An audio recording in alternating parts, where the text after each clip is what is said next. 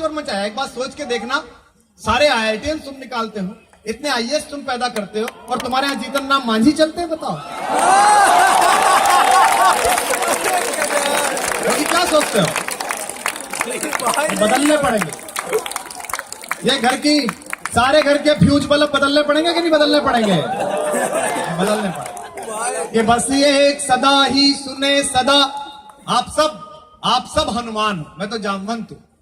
केवल आपको आपका बल याद दिलाने आया कि आप क्या कर सकते हैं। कि बस ये एक सदा ही सुने सदा, बर्फीली मस्त हवाओं में। मैं एक सपना देखता हूं, और कोई खराब सपना नहीं, आप भी देखिए। आज जब जाइए तो लोग कहते हैं Indians very good engineers, very good doctors. Delhi में 2 लोग इस समय राज्य करते हैं। एक 2002 से मेरे दोस्त हैं, मेरे प्रशंसक है, मेरे शो में बैठते रहे, मैं उनके घर रुकता रहा हूं, देश के महनीय प्रधानमंत्री हैं। दूसरा 2006 से मेरा दोस्त है, दिल्ली राज्य का मुख्यमंत्री है। मैं सपना देखता हूं कि आज से 6 साल बाद जब मैं अमेरिका जाऊं और न्यूयॉर्क की मेट्रो में कोई मुझसे पूछे from which country you are, मैं कहूं आई एम फ्रॉम इंडिया। वो क्या Indians, very clean politics, very honest leaders, very good governance. क्या खराब है सपने, सबको देखना चाहिए। तब ये बस ये एक सदा ही सुने सदा, बर्फीली मस्त हवाओं में। कहीं नहीं जाएंगे, यहीं रहेंगे, ना जंगल जाएंगे ना कहीं और जाएंगे। और जंगल बुरी चीज थोड़ी है। अयोध्या के राजा दशरथ के बेटे राम जब तक लखनऊ के पास अयोध्या रहे तब तक श्री राम कहलाए, और जब जंगल जाकर लौटे तो मर्यादा पुरुषोत्तम राम कहलाए। क्या करूंगा?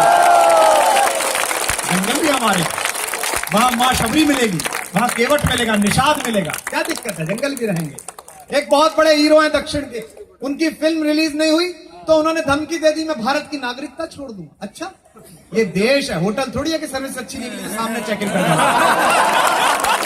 यहीं रहेंगे, इसकी मिट्टी में रहेंगे। ना किसी राहबर न किसी रहगुजर से निकलेगा, हमारे पांव का कांटा हम ही से निकलेगा। कि बस ये एक सदा ही सुने सदा, बर्फीली मस्त हवाओं में। और NIT के लोगों, मुझे दुनिया के किसी हिस्से में मिलना तो हिंदुस्तानी होकर मिलना। एक बड़ी बात फैलाई जा रही है 1.5 साल से, आपके व्हाट्सएप पर, आपके फेसबुक पर, आपके ट्विटर पर एक चीज आ रही है, आप देखो, आपको हिंदू मुसलमान बनाया जा रहा है। हिंदुत्व संकट में है, इस्लाम संकट में है, मुसलमानों ने ये कर दिया, हिंदुओं ने, कोई मतलब नहीं है इन्हें, इनको कोई हिंदू मतलब से मतलब नहीं है, इन्हें केवल अपनी सरकारें बनानी है। कहा है शारिक कैफी ने, अगर हाथों से उम्मीदों का शीशा छूट जाता है तो पल भर में ही ख्वाबों से भी पीछा छूट जाता है। अगर हम लोग थोड़ी देर लड़ना भूल जाते हैं, सियासी सूरमाओं का पसीना छूट जाता है। कि बस ये एक सदा ही सुने सदा, बर्फीली मस्त हवाओं में। और जिनको घृणा हो, जिनको मेरी इस कंसेप्ट से घृणा हो, अपने घर में करके देखना और उसके बाद बताना कि हिंदू हो कि नहीं हो। मैं सनातनी हूं, ब्राह्मण हूं, मेरी 78 साल की मां, हम लोग साथ रहते। लोग मुझसे पूछते हैं मां आपके साथ रहती है, मैंने कहा नहीं, मैं मां के साथ रहता हूं। वो सुबह पूजा करती हैं, पूजा करने के बाद घर में म्यूजिक सिस्टम पर कोई भजन चलाने के लिए कह देती है, मेरी नींद खुलती है। और हिंदुओं की सनातनी ब्राह्मणों की बहू, 78 साल की वृद्धा, अमरनाथ तक जाने वाली, अपने बेटों के मंगल की आशीष कामना करने वाली मां, जब मेरे असिस्टेंट से कहती है बेटा भजन चला दो, तो भजन क्या चलता है? भजन चलता है त्रैलोक्य के निर्माता भुवन मोहन कन्हैया की आरती का भजन। लिखने वाले कौन? शकील बदायूनी। संगीत किसका? नौशाद का। किसके गा कौन रहा है? गा कौन रहा है? शमशाद बेगम। एक्टिंग कौन कर रही है? मुमताज उर्फ मधुबाला। सामने कौन है? यूसुफ खान। बनाने वाला कौन है? के आसिफ। और भजन क्या है? मोहे पनघट से नंदलाल छेड़ गए। ये हिंदुस्तान, ये हिंदुस्तान, ये भारत है। वैष्णो देवी तक पहुंचाने वाले पिट्ठू मुसलमान चलाते हैं।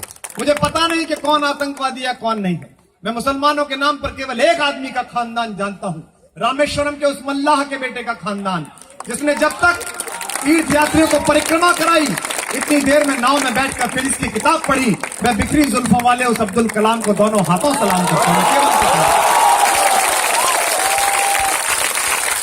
बस ये एक सदा ही सुने सदा, बर्फीली मस्त हवाओं में। बस ये एक दुआ ही उठे सदा। ये बेपढ़े लिखे लोग जिन्हें गीता का एक श्लोक पता नहीं, उपनिषद पढ़ा नहीं, वेद पढ़ा नहीं, ठेकेदार बने फिरे हैं मेरे धर्म के और आपके धर्म के। इनको होली मनाने के समय पूछा मैंने, मैं आज तक पर एक कार्यक्रम कर रहा था बनारस में, तो मेरे साथ थे एक बहुत बड़े झंडा बरदार हिंदुत्व के, कुमार जी आप ऐसा किया करो, कुमार जी ऐसा। मैंने उससे पूछा कि अभी जो तू गा रहा था होली पर, ये किसका लिखा हुआ है? होली में सबसे प्रिय भजन जो चलता है, सबसे अच्छा जो होली का भाग चलता है लखनऊ अवध में, वो वाजिद अली शाह का लिखा हुआ है, मोरे काना जो आए पलट के रंग होली का खेलूंगी डटके, वो वाजिद अली शाह का लिखा है। और दूसरा गीत जो सबसे ज्यादा प्रसिद्ध है, आज बिरज में होली है रे रसिया, वो अमीर खुसरो साहब का लिखा हुआ है। इसलिए इस देश को मत काटिए, ये सफर चंद मीलों में मत काटिए, एक नदी की तरह है हमारा वतन, इसको तालों और झीलों में मत काटिए, इसको बहने दीजिए। ये बस एक सदा ही सुने सदा बर्फीली मस्त हवाओं में, बस एक दुआ ही उठे सदा जलते तपते सहराओं में। संस्कृति की रक्षा हो रही है। आज भी मैंने सुना हरियाणा में एक जोड़े को मार दिया, उसकी लाशें मिली। ये संस्कृति के ठेकेदार है, ये नए नए नियामक है भारत के। प्रेम करेंगे तो लाशें लाट देंगे। और सुबह सुबह पंडित जी मूर्ति के आगे खड़े होंगे राधा कृष्ण की। मैंने पूछा राधा कौन है, घरवाली है इनकी? बोले नहीं है इनकी प्रेमिका। मैंने कहा इसके आगे टुनटुनी बजा रहे हो और बच्चे को काट रहे हो, कैसे लोग? सदा ये है। इन हिपोक्रेट्स के लिए एक शेर पढ़ता हूं वकील का,